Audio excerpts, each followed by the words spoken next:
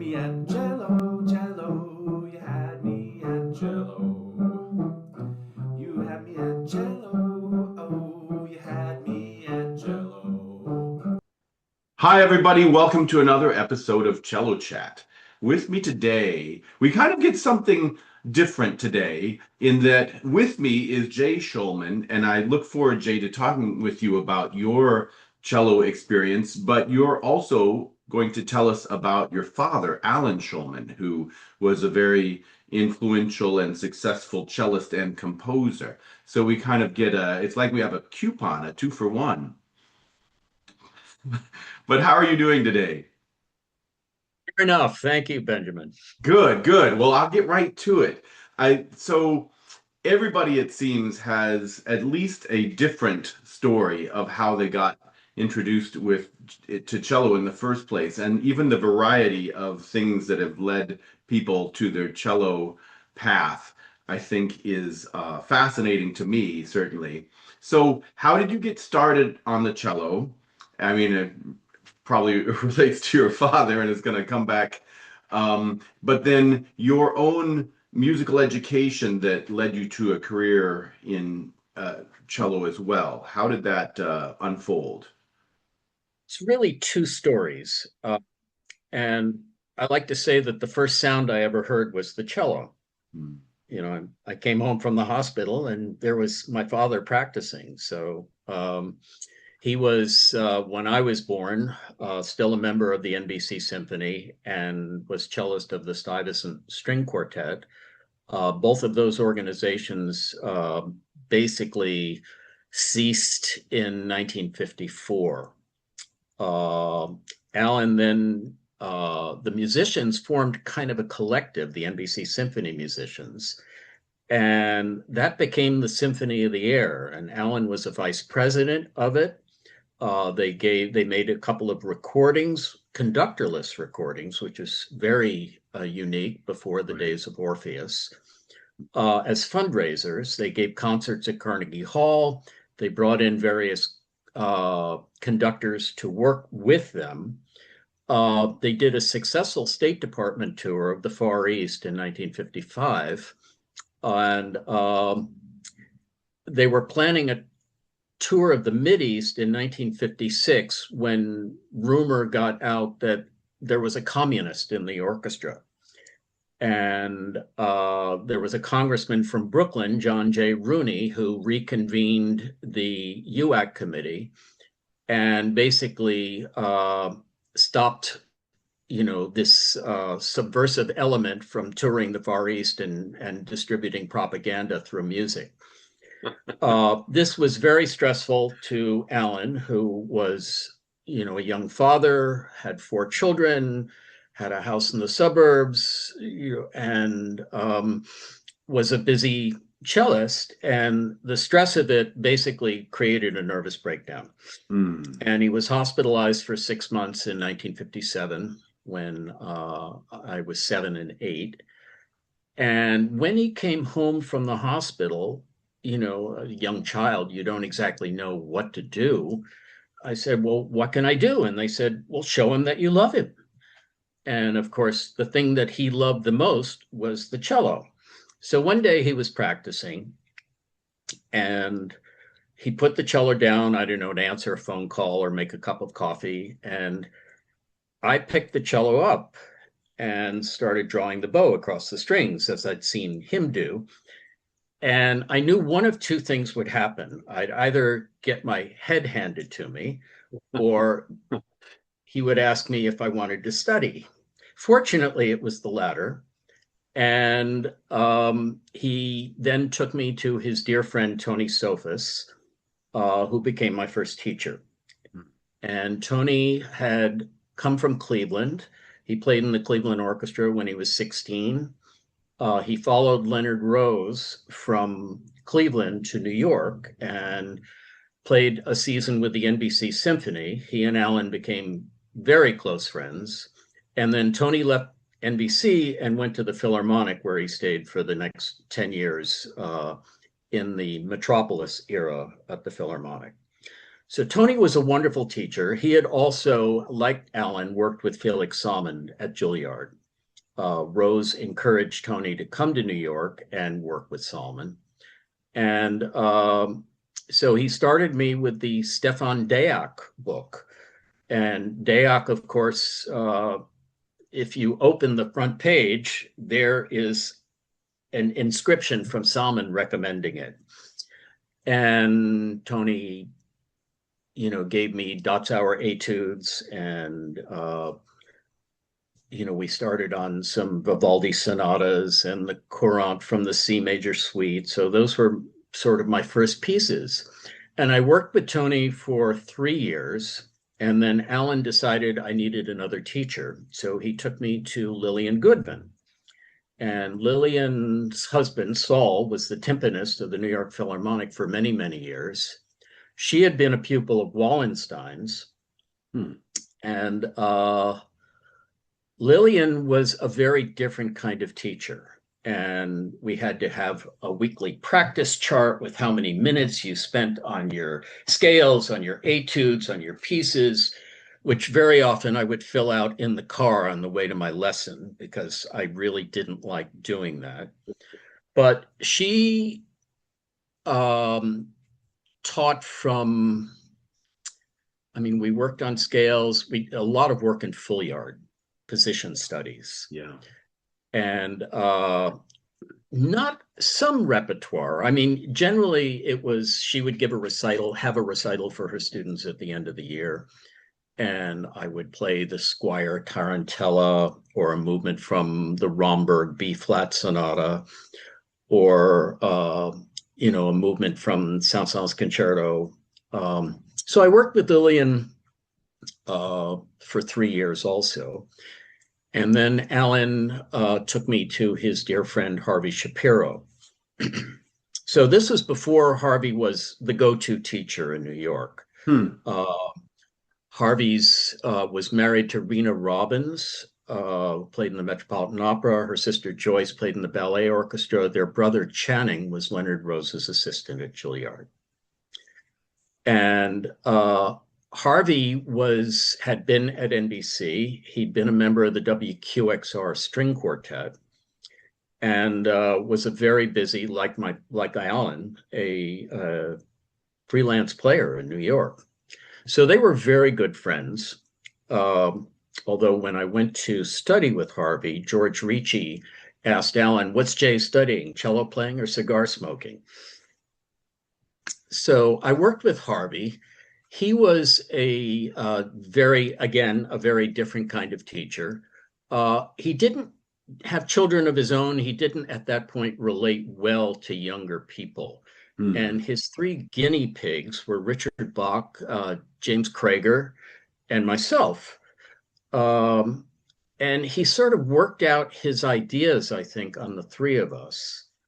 And actually, I made some notes from lessons as to what Harvey's focus was back in 1964.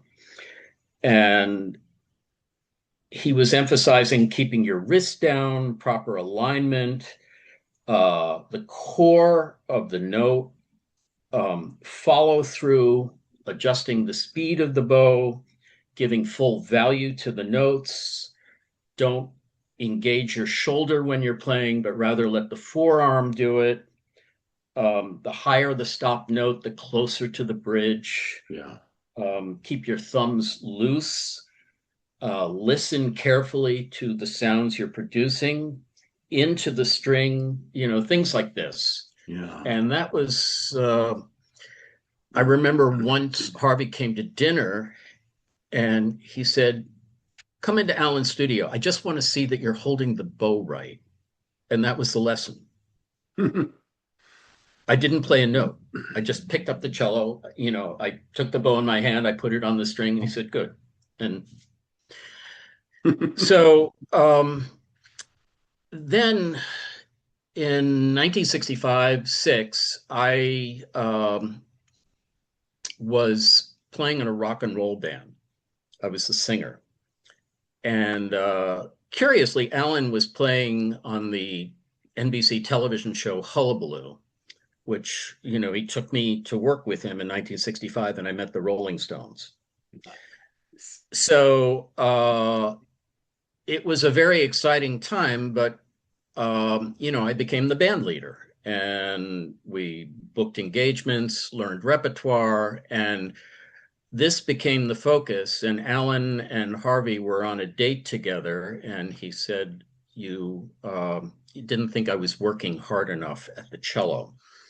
But I was playing in the high school orchestra, and I went to all county, I went to all state. But they decided I should pay for my lessons with my earnings from the band. So Harvey was then charging, this is 1966-7, $25 an hour, which was for a young person a lot of money. Yeah. Plus the fact that I had to take the train into Manhattan, the shuttle across from Grand Central to Times Square. Harvey was then living on the Upper West Side. I would take the #1 train up to the Upper West Side, go to his house.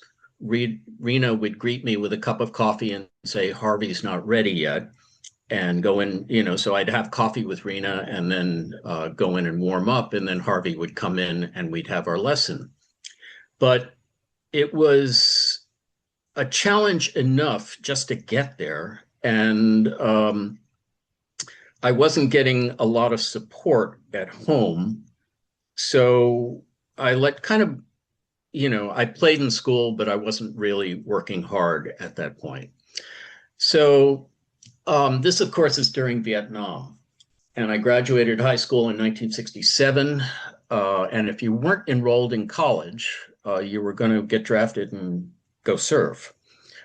And I didn't think that was a very appealing option. And my cousin had studied with Fred Miller, who at Syracuse University, who was no relation to Frank, who was a student of Gabi Righto's at USC. And Fred, I went up to Fred's and I auditioned for him, and he said, come to Syracuse. So I went to Syracuse, and, again, it was the 60s. It was sex and drugs and rock and roll. I was out from under the family home. I worked when I wanted to, but most of what I was learning was not in the classroom. It was on campus, and it was a very active campus in those days. There were some interesting people teaching at Syracuse. I was studying piano not very well with half of the duo piano team, John and Richard Contaguglia, twin brothers, who were on the faculty there.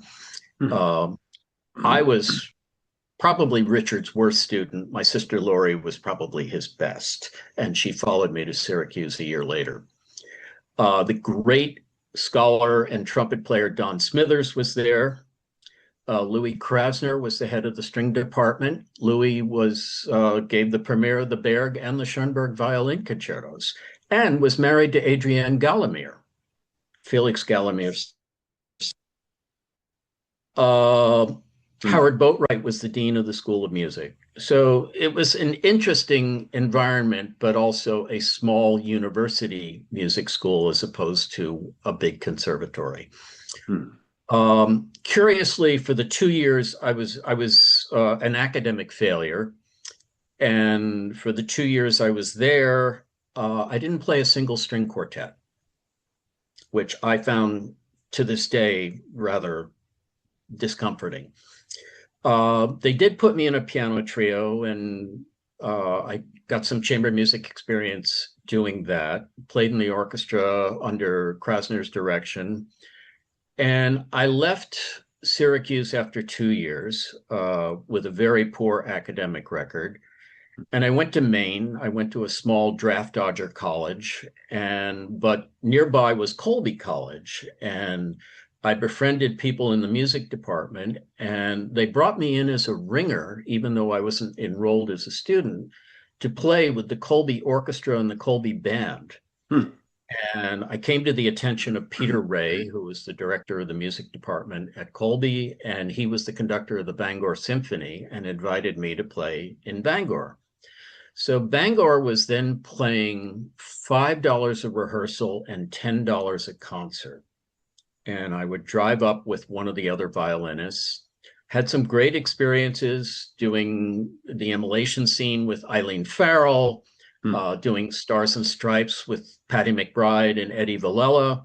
It was really quite a thrill.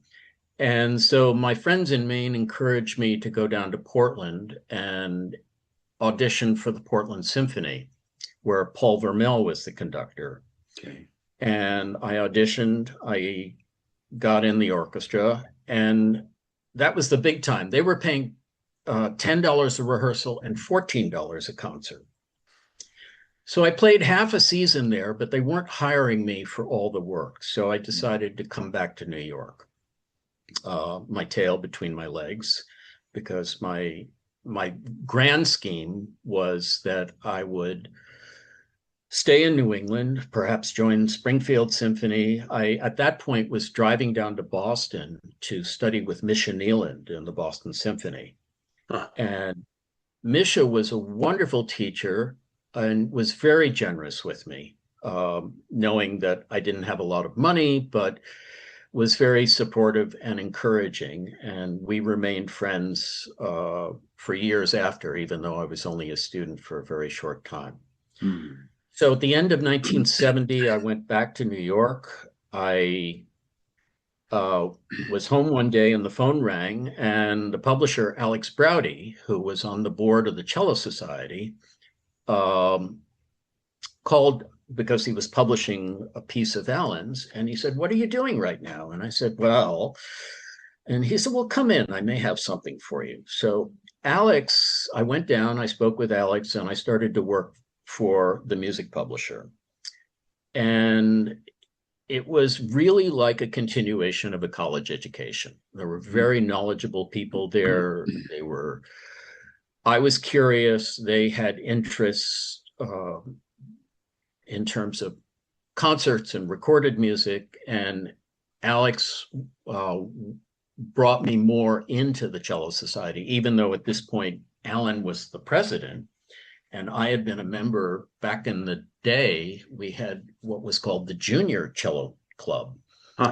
And each of the suburbs, there was in Queens, Long Island, Westchester, New Jersey, the teachers would get together, and then once a year we'd have a big play-in in Manhattan. And then it was kind of expected that you would join the society, which of course, when I came back to New York, I did. And Alan never wanted to, because of nepotism. So I kind of had to make my way. And at this point, in order to keep up my playing, I was playing string quartets with a lot of dentists who were amateur players, but happy to have someone who could play. And then I received a call. I was living in Westchester, and I received a call from Frances Magnus. Frances had been a protege of Adolf Busch. She had recorded the Bach double concerto with him.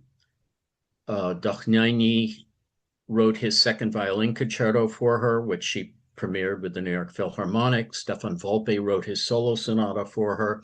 Frances was a wonderful violinist and a wonderful teacher and a very warm, supportive person. And I consider her one of my most important teachers. So I joined a string quartet with her.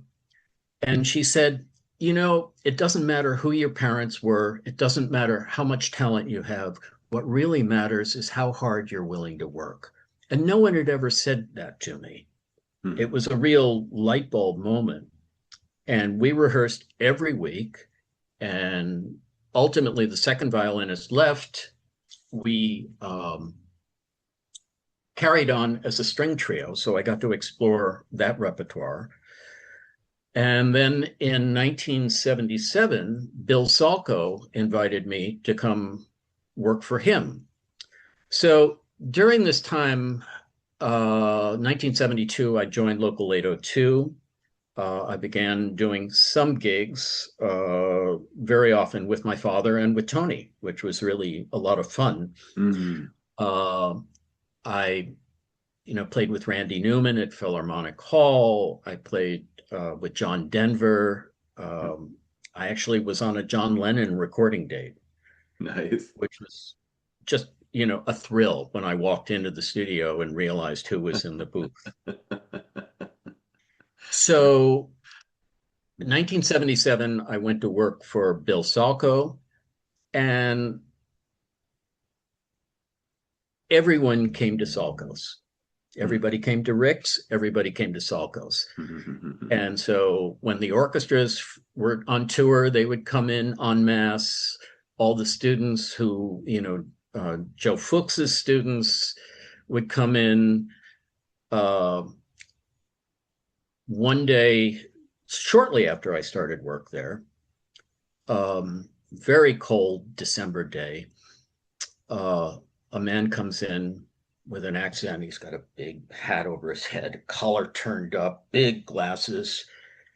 And he says, "Is Mr. Salko in?" And of course, my, was to keep Bill making bows, not schmoozing with the public. And I said, "Who may I ask is inquiring?" And he said, "Milstein." And I went, "Forgive me." I'll go get him. He broke into a big smile, and we became friends from that moment on. I mean, Oh, he was nice. such a kind, wonderful man. And young Chin, who went to work for Bill Salko, and I would take his bows up to his hotel where he was rehearsing, and he would pour drinks and regale us with stories. And um, it was quite wonderful. And, Mm. when the Juilliard Quartet would come in, Joel Krosnick would say, "Would you like a ticket to the concert tonight?" So I was able to hear a lot of wonderful musicians, and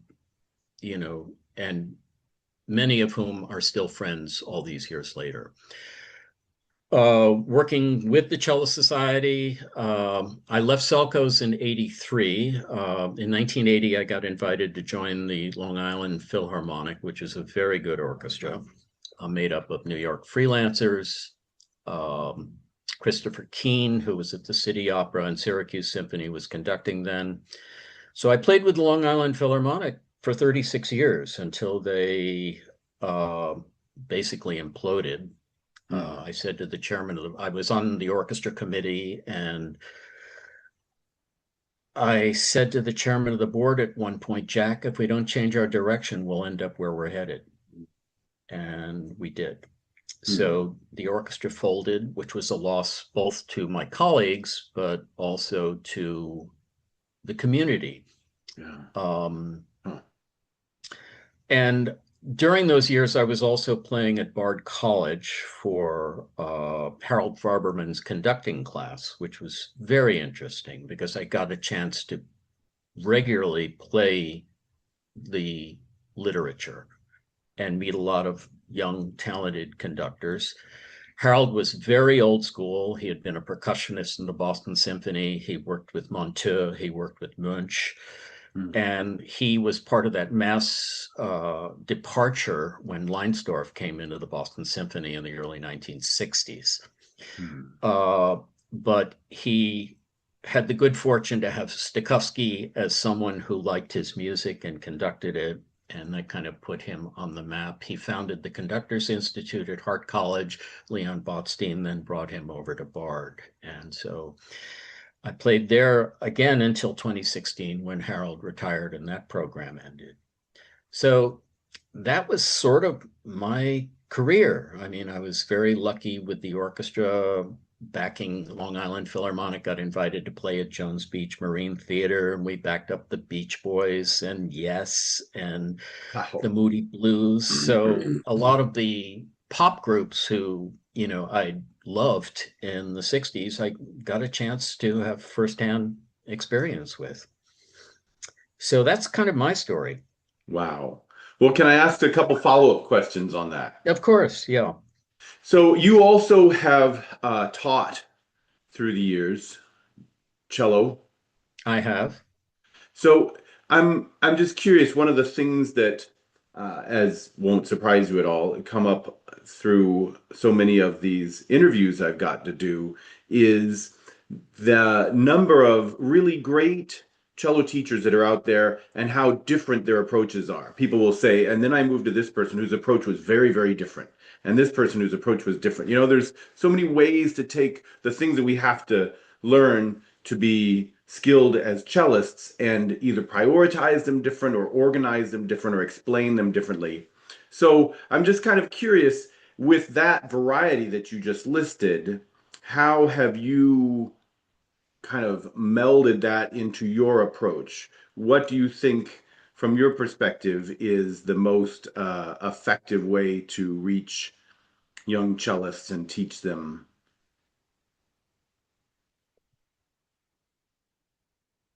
When all of my students have come to me by word of mouth, people who knew me who said, you know, go study with Jay, um, I think because I didn't have that much support. Um, my mother had been a concert pianist. She played with the National Symphony, with the Syracuse Symphony, concerto soloist. She chose a career to teach. Her mother was a teacher. Her father was a violinist. His father, my great grandfather, was a violinist and a instrument maker. And he made 160 violins and one cello. And one of my cellos was made by my great grandfather. So when students came to me in the early 70s, and I think I've heard other of your interviews that I've watched, teachers have talked about this, that the students, there was more focus, there was less distraction, there was no internet, there were no cell phones. People, stayed with you, my students anyway, for 4 years of high school and then went on to college. Not many of them, I should say, really, with one exception, went on to careers as cellists. Some of them still play. But there was a transition. Uh, as I've mentioned to you in an email, that right now and for the last few years, I mostly work with adults who come back to the cello because they've answered what I consider to be the existential question.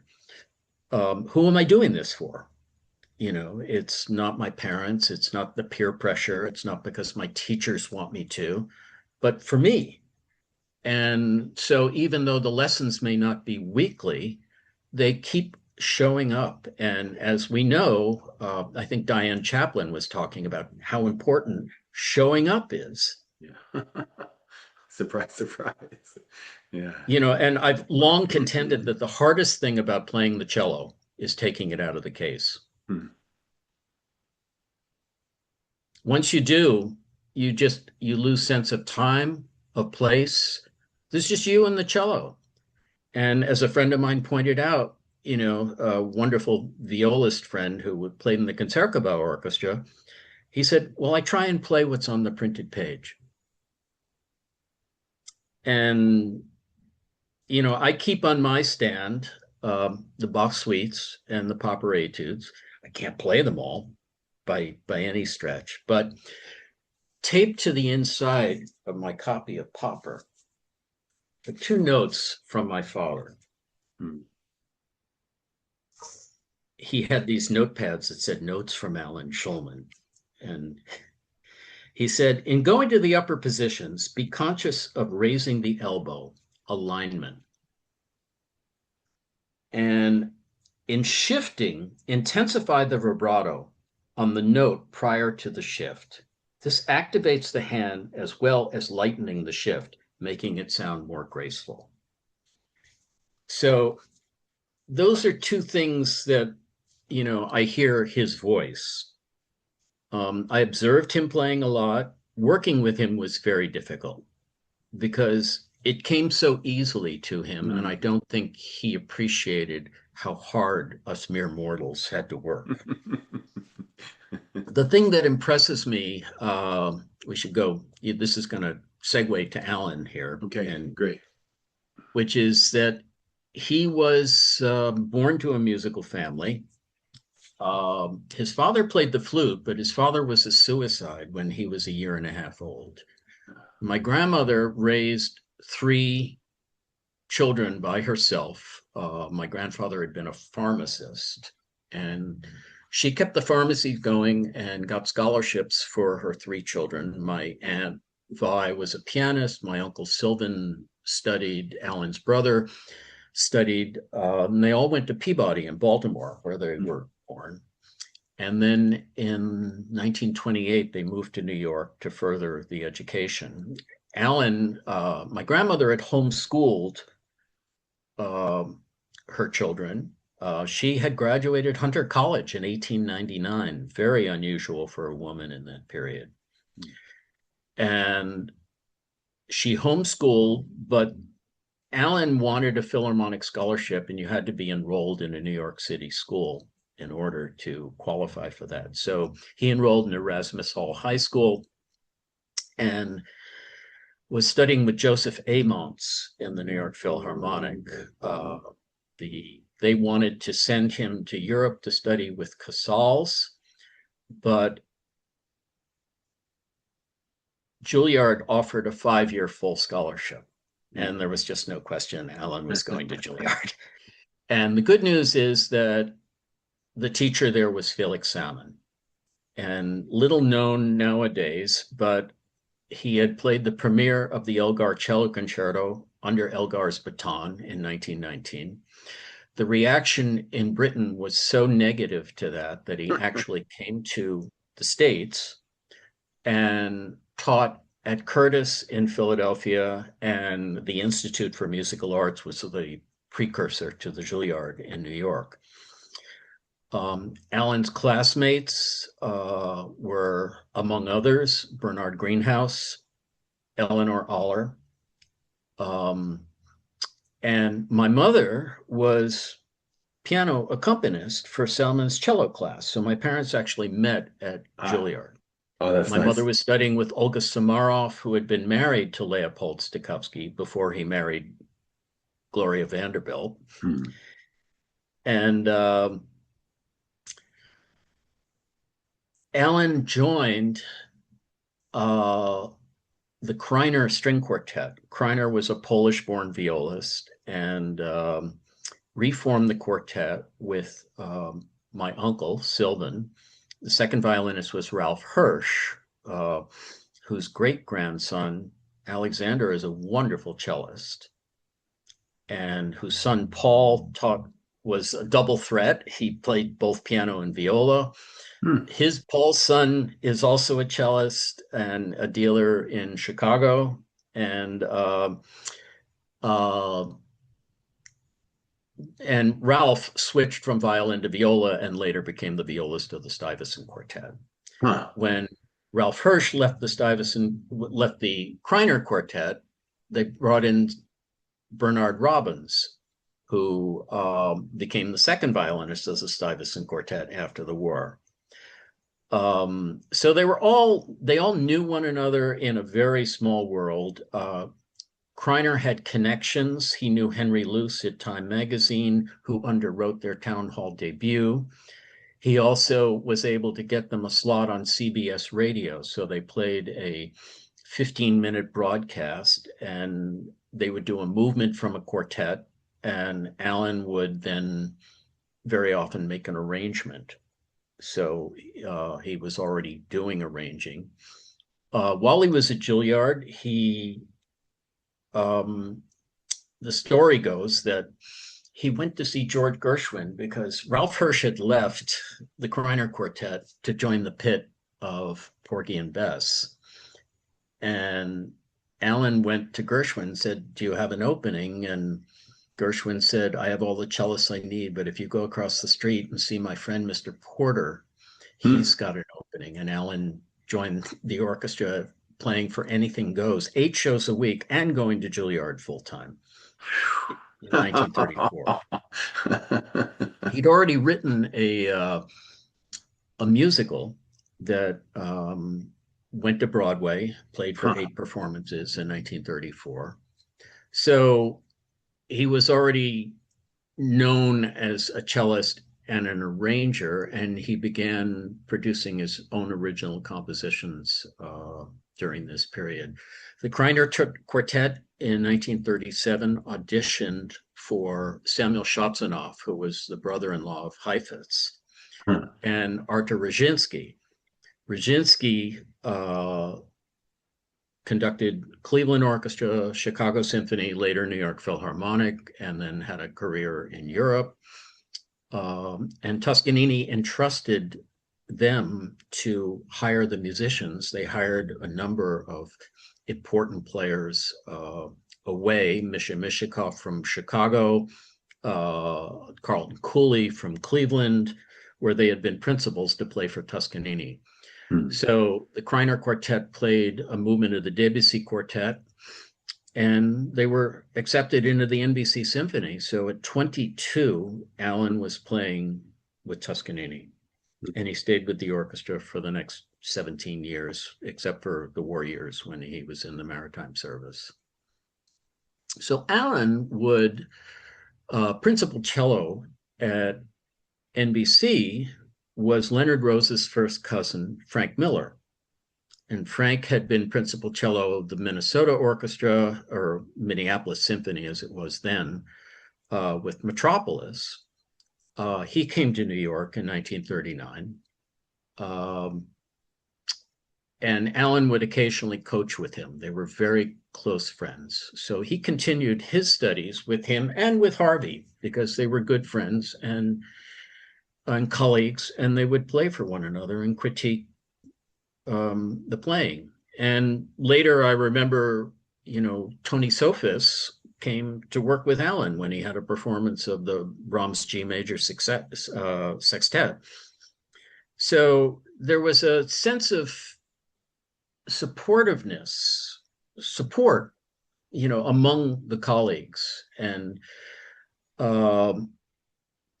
in skipping forward in 1997, Emil Cologne contacted me because he said Mr. Starker wants to make Alan a Chevalier de Violoncelle at IU, and Alan was unable to travel at that point, and so he invited me out. And at one point, Starker puts his arm around me at a cocktail party at his house. He's got a drink in one hand, a cigarette in the other. Of course. Now, I want you to look around this room. This is your family, and I want you to know you are welcome to come back here anytime you like. Which, because when Starker and his countryman Laszlo Varga came to New York after the war, Alan befriended them and helped them get work.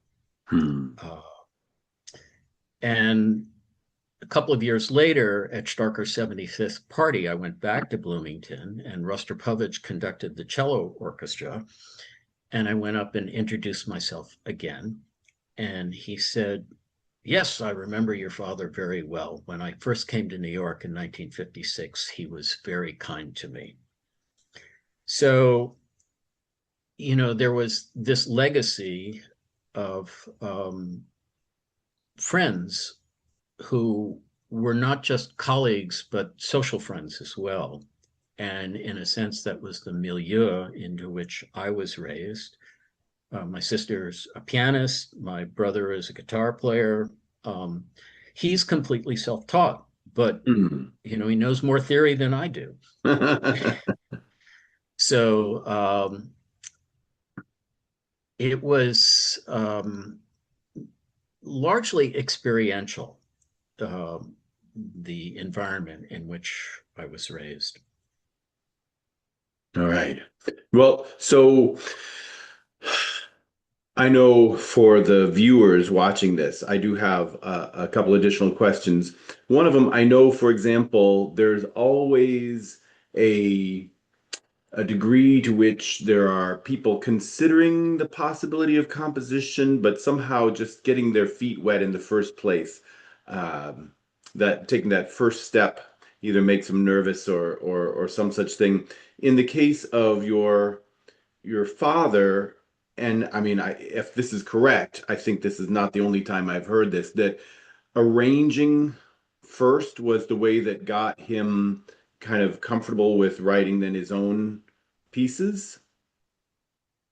Well, looking at it, I would say yes. I know I found, a notebook that he had in 1930 when he was 15. He's practicing his signature and saying composer, cellist, arranger. So he already had that vision when he was 15. Huh. And he learned music copying when he was in the pit at Anything Goes. And he had a very interesting and characteristic hand. He did all his own copying until later years when he had a wonderful copyist in New York who he liked giving work to. But yeah, he did his own scoring. He had a board and was very particular about his the implements that he used. He worked very, very quickly. Somebody would say, can you do something? And 48 hours later, famous story is in 1949, there was a NBC symphony played for a benefit concert for Chaim Weizmann, who was the president of Israel, at the Waldorf Astoria. And Leonard Bernstein was conducting the orchestra. And at the end of the rehearsal, he said, let's do the anthem. So they did the standard Star Spangled Banner. And then they played Kurt Weill's arrangement of Hatikva. And Bernstein said, I can't play this. Sounds like Kostelanetz. So Alan muttered something under his breath, and Frank Miller turned to Bernstein. He said, Alan can do one for you. So he excused him. He went downstairs. He wrote out an arrangement, and they gave it to the copyists, and that night they played it. That night. That night. So, Alan worked very well. Diane was talking in her interview with you about how important it is to have a project playing in front of people, and Alan was very much, if someone asked him to write something, he would set to work and do it. He wrote a duo for Heifetz and Piatigorsky. They played a concert at Carnegie Hall. Alan was in the orchestra. And Piatigorsky said, why don't you write something for us? So, Heifetz, in his usual manner, said, well, you stuck your neck out, so watch out. So he wrote this 8-movement duo. It did not meet with Heifetz's approval, who called him up and said, Mr. Shulman, I played your music. Mr. Shulman, I've recorded your music. But Mr. Shulman, I don't play blackboard exercises. And any way you slice it, it's still baloney. So Alan was, of course, stung and shelved the piece for 20 years. And then thought better of it. And in 1987, he cleft the 8 movements into 2 works and gave one to Kenny Goldsmith and Terry King, and the other to Jamie Laredo and Sharon Robinson. And in Wisconsin and at Maverick Concerts in Woodstock, they gave a simultaneous premiere on the same day of the suite that had been rejected 20 years before. How about that? I like that a lot. And actually, I'm going to be playing a movement from that on a program next Saturday here in Hudson, New York. Right. And I'd like to ask a little bit about that too. But another question for a number of young people, despite their access to information being greater than ever before, it can seem like getting to know the world of cello players, let alone musicians as a whole, just seems like there's an infinite number of names. But once you start, because this has been a fascinating history lesson, once you start kind of paying attention to, wait, I've heard that name before, look up that person, find out all these connections, it makes, I mean, in many ways, I think uh, it makes the whole discipline that much richer and gives it depth. At any rate, I just wonder if you have any thoughts about uh, why young people should pay attention to who Casals and Heifetz and everyone else are. Well, much has been written about stylistic differences. You know, there was the Russian school, there was the Franco-Belgian school, there was the English school. Um, and we learn there are different approaches to the instrument.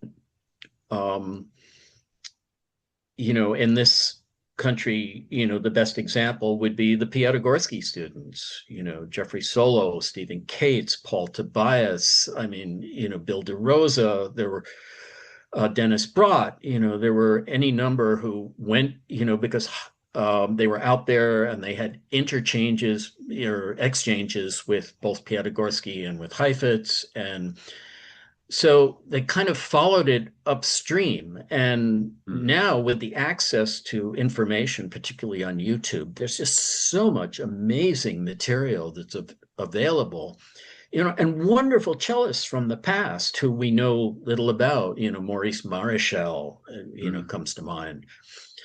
Uh, um, and each of the players in the various orchestras had a lineage. I mean, there was a time, you know, they talked about, uh, you know, all the cellists who worked with Leonard Rose and who were playing in orchestras around the country. Um, Before that, it was Felix Salmon.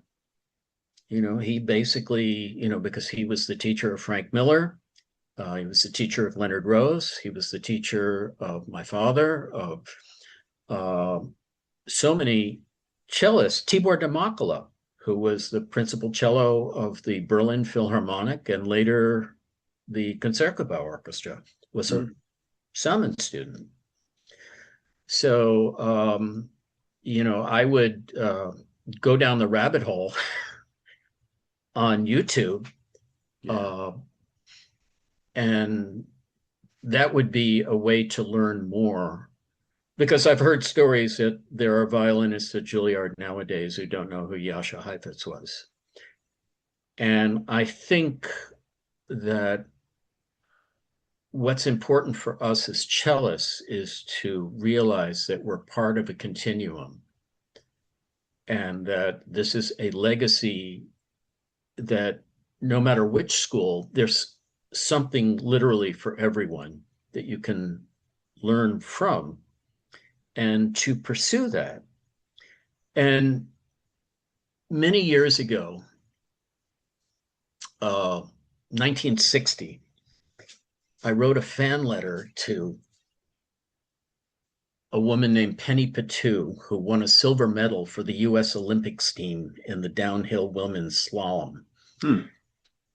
And amazingly, she wrote me back and she said, "Dear Jay, thank you for your sweet note. The only advice I can give you about skiing is to ski a lot, but above all, enjoy, or you'll never get anywhere." And that basically has been, I mean, that little postcard that she sent me, you know, 65 years ago has been basically my philosophy in terms of the interaction is play cello a lot, but above all, enjoy, and then you'll get someplace.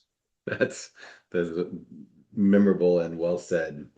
But another question, if I may. So another thing that I'm thinking that a number of young people, especially the ones who are considering kind of a freelance career or something that is where it's a variety of things or a mix of things.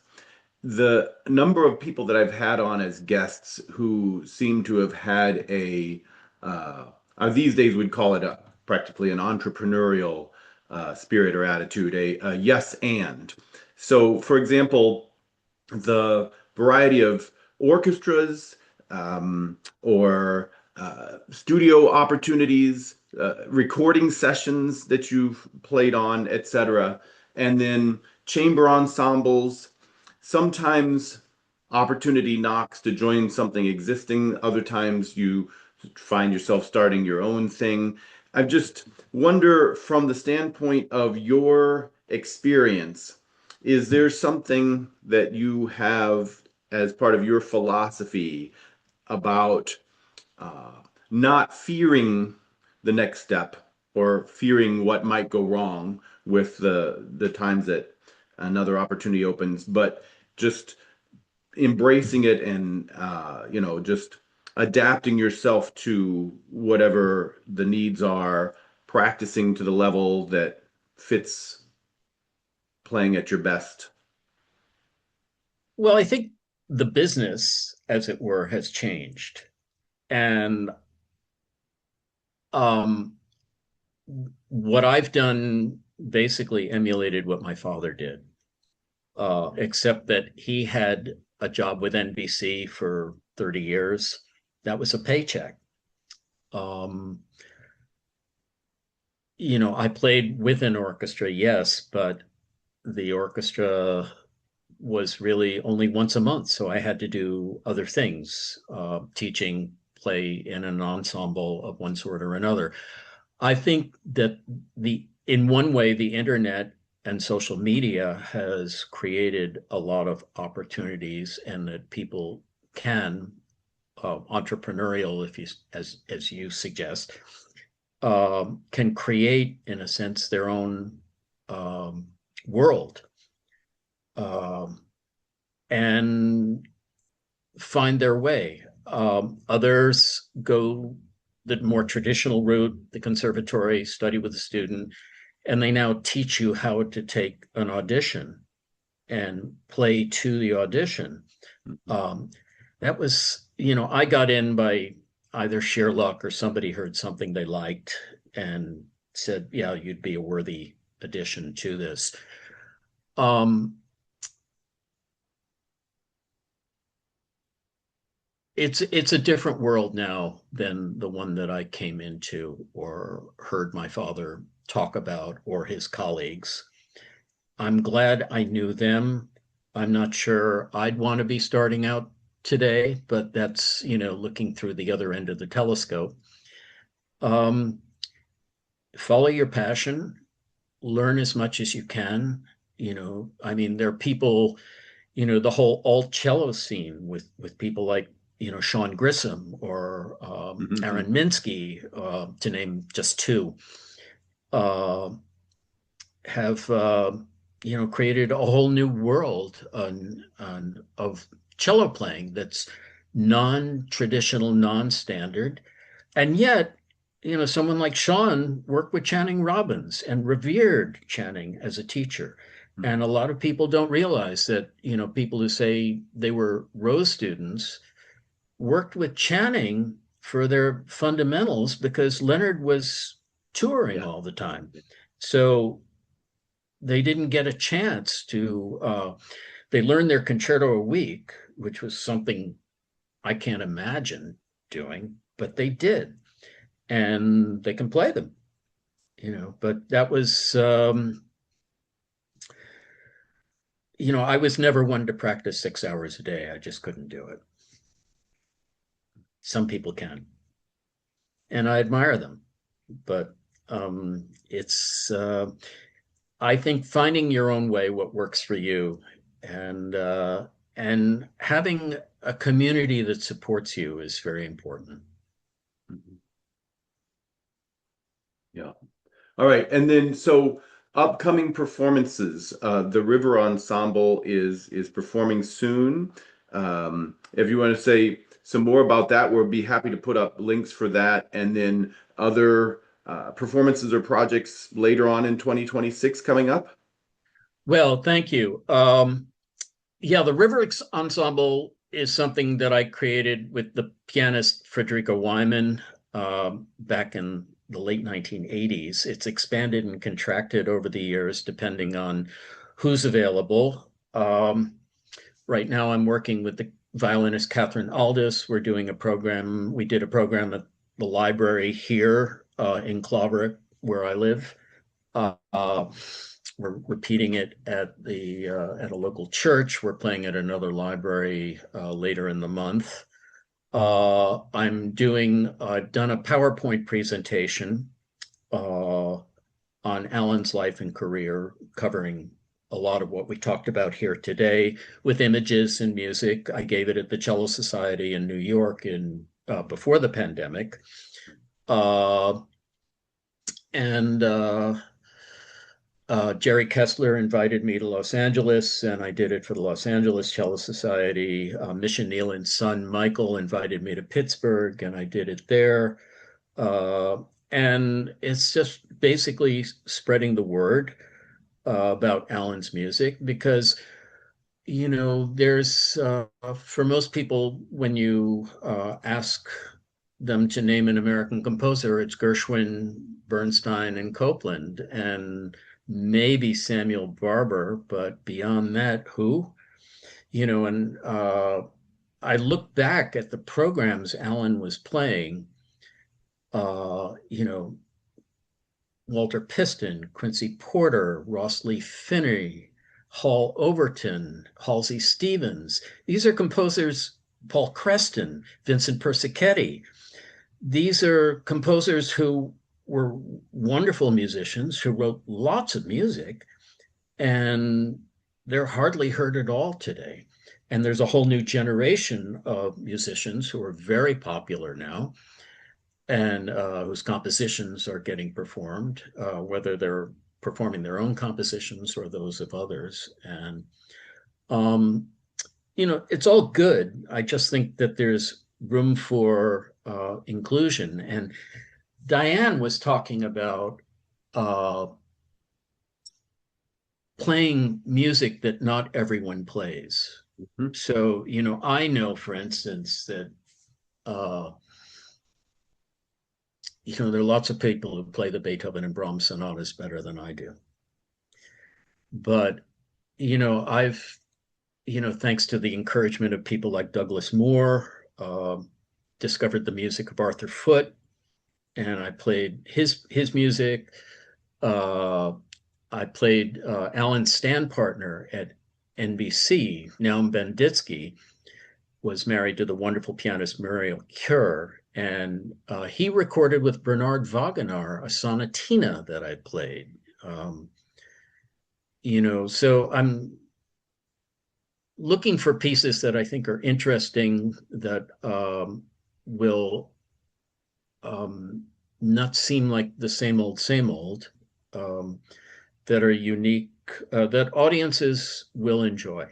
Yeah. And I try and program to that end, so that each program has a kind of narrative to it. It tells the story, very much like when we as players play a piece. That's what we're doing, is we're telling a story. Yes, absolutely. Nice. Excellent. Wow. Well, best of luck. Douglas Moore actually now just lives a little bit down the road from me. Wonderful. Yeah, introducing my string quartet performance in a week. He's got so many great arrangements. So this is, I think, to me, it's very important. For example, I'm very passionate about doing what I can to preserve the legacy of my former teachers, one of whom was also a composer. And I think it's fun for cellists and audiences too, to discover things that, like, wow, this is amazing. How have I never heard of it before? And part of the issue is there's so many great pieces. It's like, woe to the person who thinks, oh, I've probably heard about all of the stuff that's going to interest me.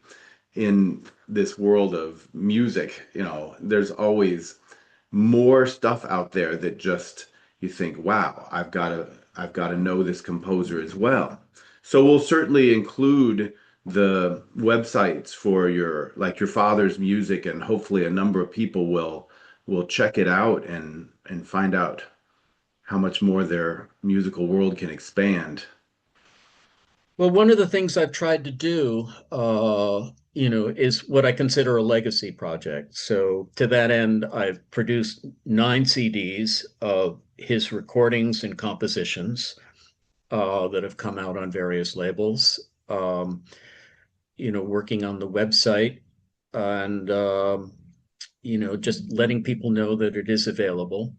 And Alan loved writing for cellos. There's a lot of cello ensemble music, both original compositions and transcriptions that he made. And, I hope that cellists discover them and find them and play them because they're fun and they're written from the inside out, as it were. Huh. Nice, nice. Excellent. Well, Jay, it's been a real delight visiting with you, and I know it will be inspiring for everybody watching this to practice hopefully all weekend, all next week, and everybody out there will continue again next Friday. You had me at Cello, Cello. You had me at Cello.